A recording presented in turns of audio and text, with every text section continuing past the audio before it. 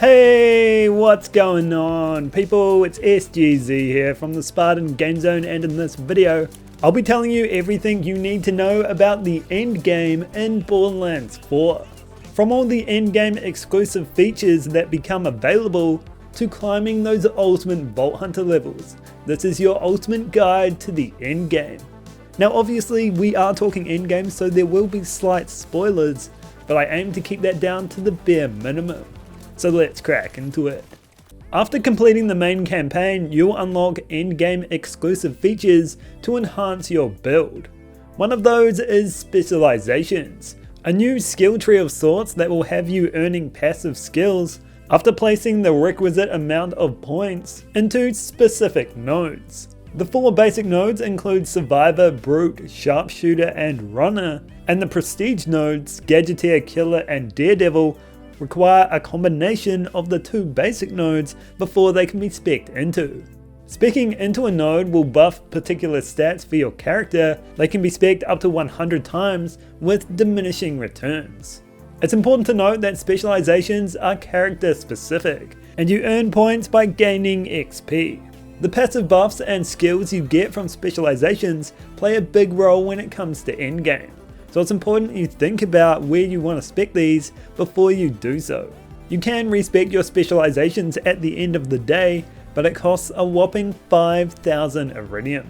Firmware is another endgame feature which you'll probably encounter before completing the main campaign. However, it's not until afterwards that you'll unlock the firmware transfer station, allowing you to mix and match to suit your needs. Firmware provides a number of unique bonuses depending on how much in the matching set you have. Firmware can only roll on gear, i.e. not on weapons, which results in 5 firmware items in total. Come endgame time, it's important to start thinking about which firmware suits your build and start keeping an eye out for it, as you can use the firmware transfer station to move firmware from items you don't want to items you do want, making your build that much better. Firmware can only be transferred between items of the same type, for example between shields or between class mods. The item the firmware is transferred from will be destroyed, and if you're transferring to an item that already has firmware, that firmware will be replaced. In-game rewards in Borderlands 4 aren't all about your current character though. You'll see a new option in the main menu allowing you to create a new Vault Hunter, this time at level 30 with the main story complete. You'll load in at Crimson Resistance headquarters with only a few white pieces of gear to your name.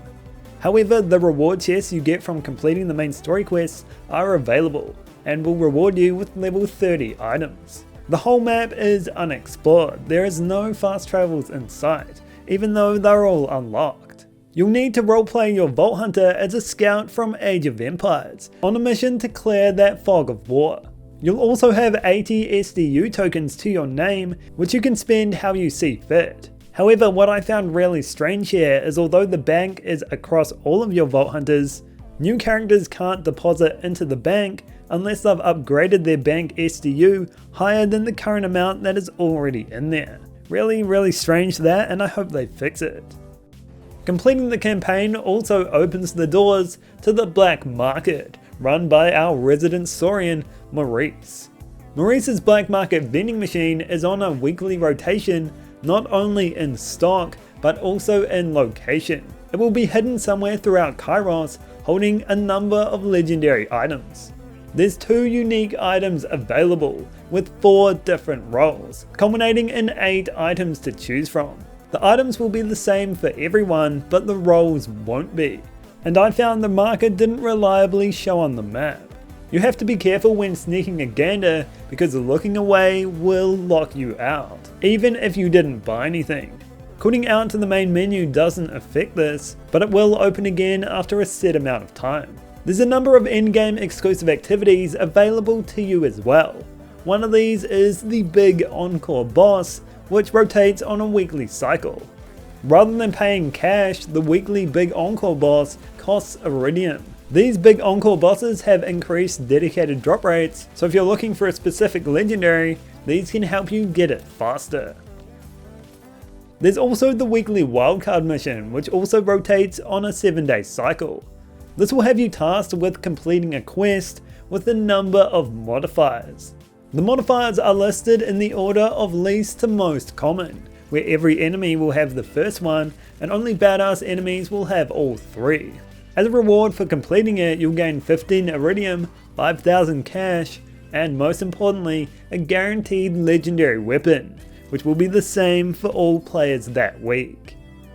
Contracts also change at the endgame, with vile bounties appearing across numerous bounty boards. Picking these up will have you defeating a harder than normal enemy, where you'll be rewarded with a reward chest, and that chest has a chance of a legendary. They don't take long and are much more common than Rift Champion events, and you can earn more than just weapons from them.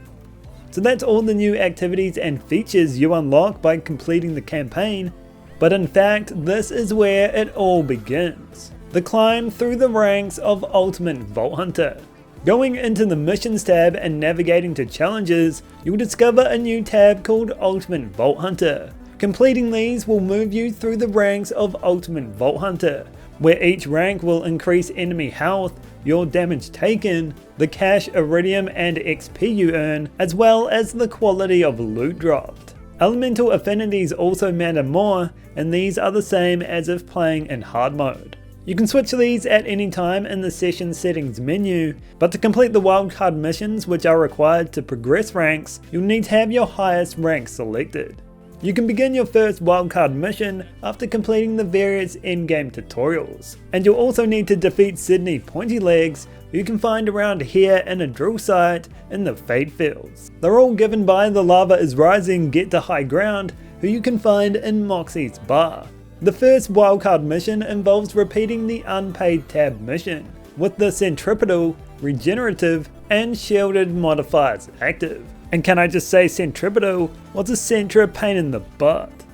Starting a wildcard mission will reload the level, placing you at the beginning of the quest. You won't be able to do anything else other than complete it, but you can abandon it at any time. Completing the wildcard missions you get from the Firehawk will increase your Ultimate Vault Hunter rank, and unlock the next set of challenges.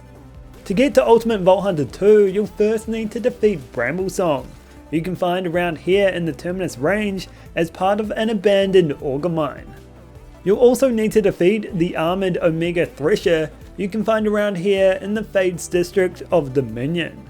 However, before doing so, you need to complete the side missions one gassy issue and one slimy issue, which again you can find here. You'll also need to defeat Bio Bulkhead, who you can find around here on the east side of the Fade Fields. Just head straight through the massive complex and you'll eventually make it to them. From there you'll unlock the next wildcard mission, Rush the Gate, with the modifiers Healthy, Vampiric, and Regenerative, which basically means they're going to be soaking up health left, right and center. The wildcard mission might not appear on the map sometimes, but I found when teleporting to Moxie's bar, it would be there waiting for me.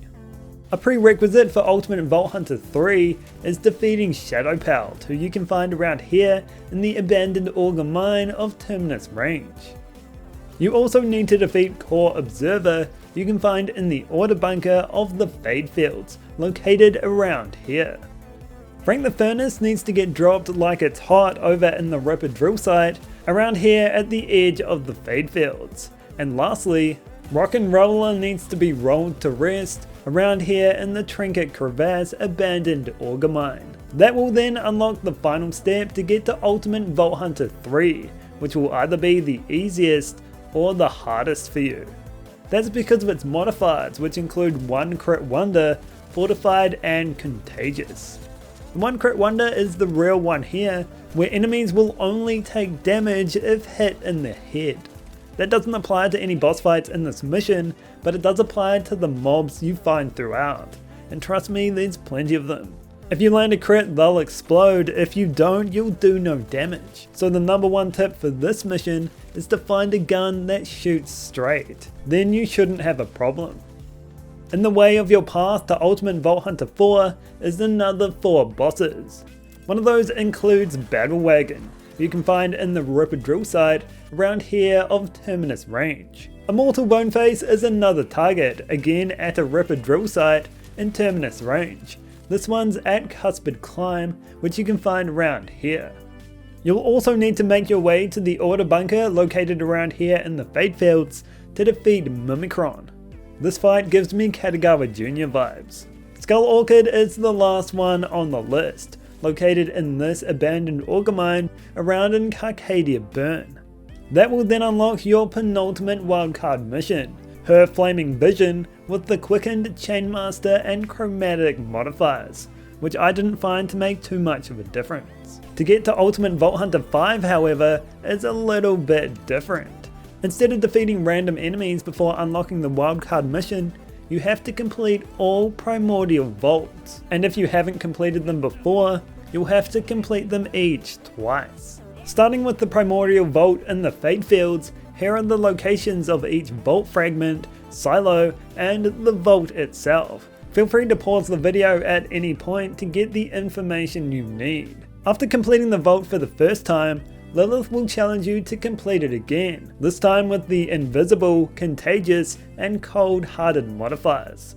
The invisible being first means that every single enemy will be invisible, and I can imagine how that could be challenging. Me with the spice damage build, I just shot at the shiny glowing orbs, and that's kind of my advice to you too. Just keep shooting until everything is dead. Sometimes you just gotta channel your inner SpongeBob and use your imagination. When it comes to the Terminus Range Vault, here are the locations of the vault fragments, the silos, and the vault itself. I found this vault to be a lot more straightforward, and that's because of its modifiers, which include Tricky, Centripetal, which wasn't a pain in the butt this time because of the rewards you get for completing the vaults, and Immovable. After completing the Terminus Range Vault, it's on to the Carcadia Burn Vault. Here are the locations of all the silos, vault fragments, and the vault itself for this one. And again, there's not a massive spanner in the works when it comes to those wildcard modifiers.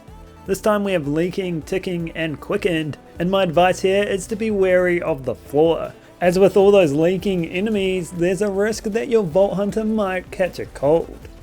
After completing all that, it's the final climb to Ultimate Vault Hunter 5, Super Ultimate Vault Hunter, where you'll need to repeat the Timekeeper's order with the experienced and strong wildcard modifiers. This one was by far the most straightforward, the easiest, and the quickest. At least it was for me, and I expect it will be for you as well. Completing this final challenge will not only give you the most cash, iridium, and XP you can possibly get, as well as the best chances at loot, you'll also get a unique Vault Hunter skin, which I gotta say looks pretty sick.